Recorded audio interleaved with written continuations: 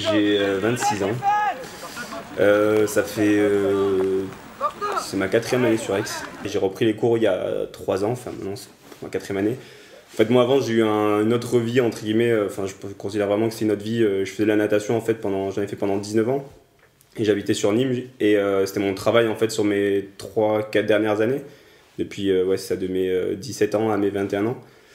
Et voilà, j'en faisais sur Nîmes. J'ai eu la chance en fait d'avoir, j'ai la double nationalité en fait avec le Maroc. Je suis né en France, mais mes parents sont nés là-bas. Du coup là, j'ai décidé en fait à 17 ans de nager avec le Maroc et derrière en fait beaucoup de choses se sont accélérées. Ça m'a ouvert des portes parce que les critères de qualification pour des compétitions internationales étaient moins élevés qu'en France, qui étaient quand même élevés mais beaucoup moins qu'en France. Du coup, j'ai quand même pu faire voilà, enfin, je suis parti, j'ai fait 3 fois les championnats du monde de natation, j'ai fait les Jeux Olympiques universitaires, j'ai fait des championnats d'Afrique, j'ai fait des Jeux panarabes, les Jeux Olympiques des pays arabes, etc. J'ai fait des Jeux maghrébins.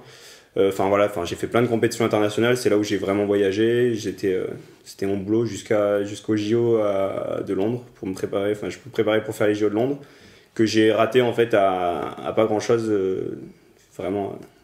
Ça et du coup voilà, fin de saison et j'avais 3 semaines de vacances et là en fait avec des potes et tout on s'est un peu trop relâché et je me suis cassé la cheville en fait. Du coup je me suis fait fracture interne externe malléole et donc j'ai passé 2 mois, enfin 1 mois et demi dans le lit à pas trop pouvoir bouger. J'étais déterminé pour reprendre, enfin malgré les blessures et tout, j'ai retourné chez mon préparateur physique, je retournais chez le kiné, enfin tout ça, je faisais gaffe à tout le reste et puis j'ai repris les entraînements, j'ai appris à marcher et puis après j'ai repris l'entraînement 3 mois et demi, 4 mois après et là j'étais commencé à galérer, je m'entraînais qu'une seule fois par jour, 6 fois par semaine et en fait on avait un entraîneur à l'époque qui nous mettait la plus grosse charge de travail pendant les périodes, enfin tout ça c'était pour tout le monde mais pendant la période des vacances de février et on avait souvent tendance en fait à partir à l'étranger et là en fait il m'a dit voilà, c'est soit tu repasses à 10 fois minimum par semaine pour te remettre plus ou moins avec tout le monde, soit il faut être d'accord. Moi à ce moment là je reprenais goût à la vie un petit peu parce que vu que je m'entraînais ni le matin ni le soir comme avant, j'avais plus de temps pour moi, plus de temps pour rencontrer, profiter avec mes potes que je n'avais pas spécialement eu avant quoi. Donc j'ai décidé en fait je me suis dit c'est bon quoi, je galérais beaucoup trop, je savais qu'il m'aurait fallu peut-être 1 an ou 2 pour retrouver le niveau que j'avais avant. Je me suis arrêté à 1 année où j'aurais préféré continuer parce que c'est là où je commençais en France à faire partie du top 5, top 6, donc prétendre après derrière un podium au championnat de France et ça s'est pas fait, après voilà c'est la vie et donc du coup j'ai arrêté, j'ai repris les cours et là maintenant voilà, j'ai eu ma licence l'an dernier, là j'attaque ma première année master et il me reste encore 1 an encore et puis voilà, donc là je suis en master droit et management de la culture et des médias, voilà. C'est plutôt voilà, un petit peu ma vie, c'est ça.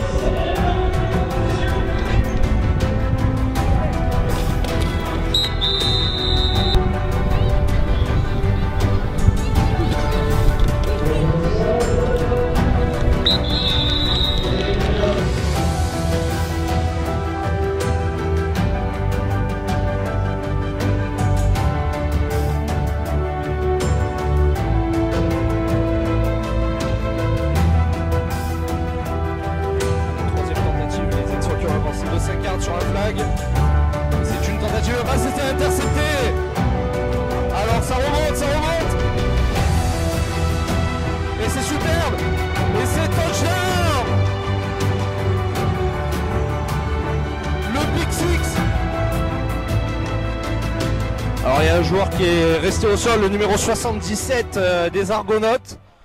On espère rien de trop grave. Alors on sait que ce sport est un sport assez physique.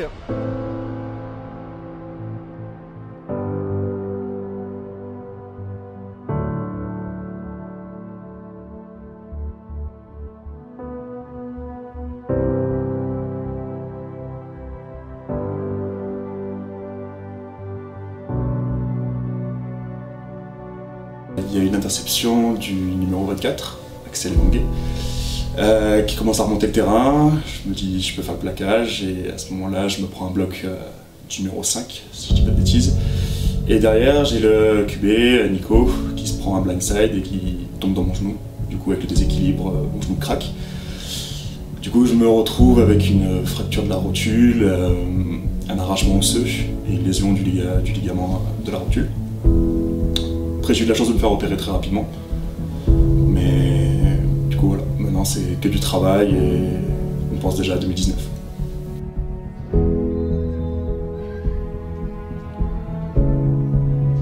Et on pose le genou, on laisse passer le temps. Et c'est terminé. Victoire historique des Blue Stars de Marseille dans ce derby face aux Argonautes. Victoire 32-0.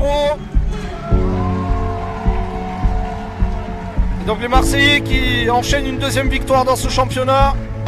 Ils ont scoré assez vite, après je pense qu'on a passé énormément de temps en défense sur le terrain. La D-line de Marseille a passé tout son temps derrière notre ligne, donc là, c'est vrai que ça devient compliqué. On perd l'Anglade au début du match, notre meilleur lineman. Non, après, comme je te dis, c'est bien que ça nous arrive aujourd'hui. On est en début de saison, on a le temps de réagir et on verra ce que ça donne. Les leçons à en tirer, ça reflète assez bien, justement, comme l'a dit le coach, les 2 semaines, voire les 4 mois qu'on a passés. Donc chacun fait un peu comme il veut, chacun vient s'entraîner comme ça quand il souhaite. Moi le premier, donc je vais pas accuser les gars, je vais pas pointer du doigt des gens, mais maintenant on a 2 choix. Donc soit on continue à faire comme ça et on va passer une saison très longue, et soit on se met tous au boulot, on joue tous ensemble et il y a quelque chose qui peut naître de ça. Mais maintenant c'est à nous de nous poser les bonnes questions et de faire les bons choix, quoi. Donc à voir.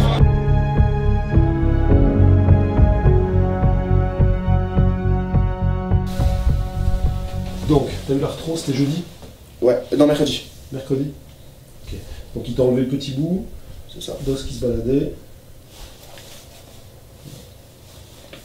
Ok. Là en termes de douleur, comment tu te sens? Nickel. Nickel? Tu prends quoi? Rien? Rien, je prends rien. J'ai arrêté les médicaments hier, j'avais extranase, médicaments pour le ventre, après je sais plus. Et après la maline, tout ça quoi. Ok.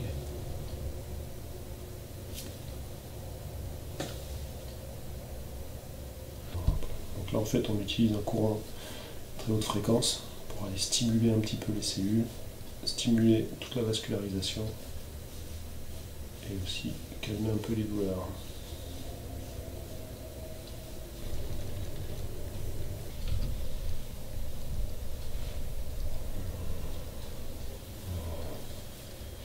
Pareil, tu me dis si jamais ça chauffe un peu, mais là je l'ai mis. Bon, c'est nickel.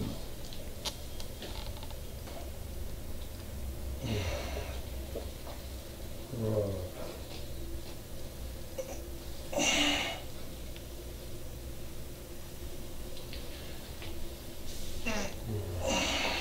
Ok.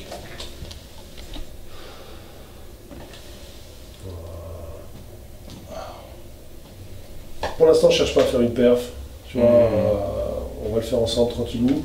Et ce que tu peux faire qui ne te fait pas de douleur, tu fais. Ok. Ce qui te fait mal, tu forces pas, tu prends pas de risque. Ok, ça marche.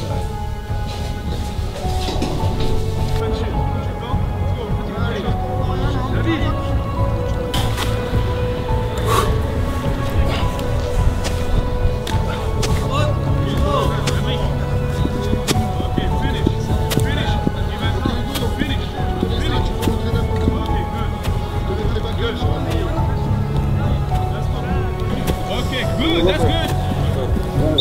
Ça, c'est mieux. Beaucoup mieux. Même chose, dernier.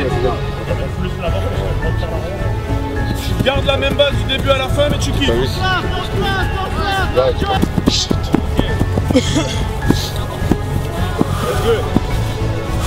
Ok, garde la base, plus large. C'est ça. T'as pas besoin de faire un grand pas.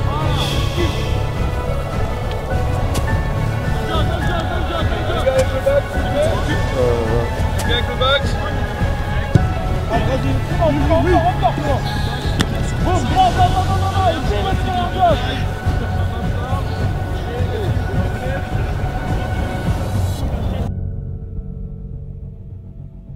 Moi, c'est un truc qui m'impressionne toujours, c'est quand j'entends des étrangers qui parlent de la France et ils parlent d'un club en fait encore.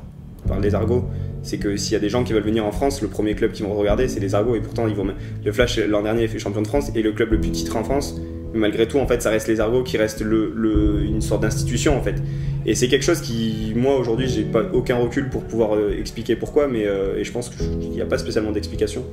Mais c'est un truc, enfin voilà, c'est les Argos en fait. Et qu'on soit en D3, en D2 ou en D1, ça sera toujours les Argos. Il y aura toujours ce petit blason en fait qui fera toujours vibrer un peu le club. Et moi j'en parle un petit peu, ça fait 3 ans que je suis sur Aix, et quand je rencontre des gens, ils disent aux Argos, enfin les gens ils sont là, ah ouais, enfin c'est super club quoi, ça doit être le club sportif le plus titré d'Aix. C'est une vraie institution quand même, on le voit même l'an dernier, enfin voilà, je pense qu'on est le seul club aussi à faire venir autant de gens sur les matchs. On a 700, 800, 1000 personnes sur chaque match sans spécialement faire d'efforts de communication, sans spécialement faire...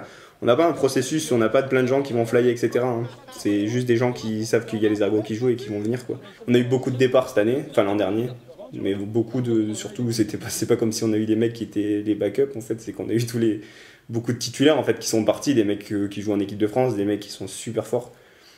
Et des gens, des très très bons potes aussi, donc il faut recréer quelque chose. Il y a des mecs qui sont en or, que ce soit sportivement et humainement, et c'est ces gens-là qui vont faire que les Argos continueront et redeviendront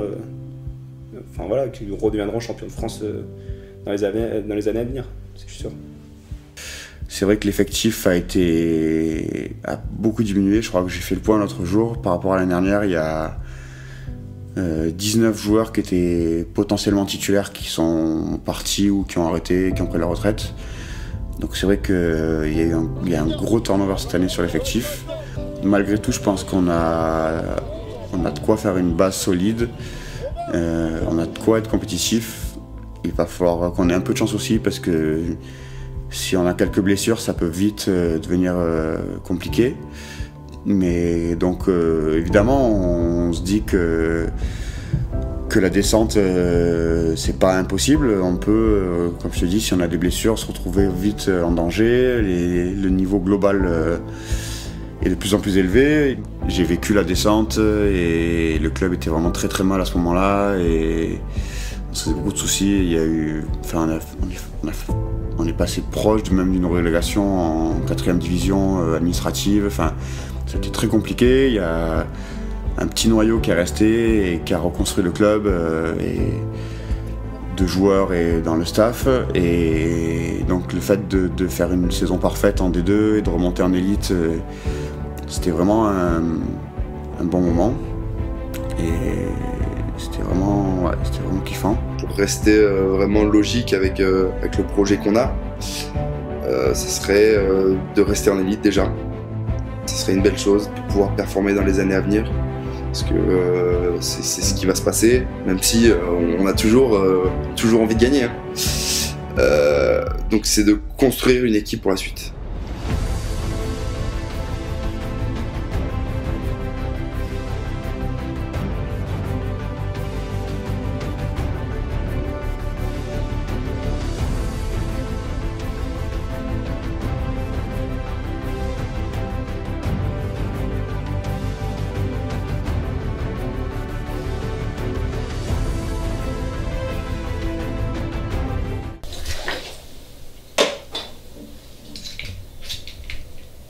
Je vois un peu de larmes là, s'il te plaît, Julien. Du drame, s'il te plaît. Je suis pas venu là pour te voir sourire.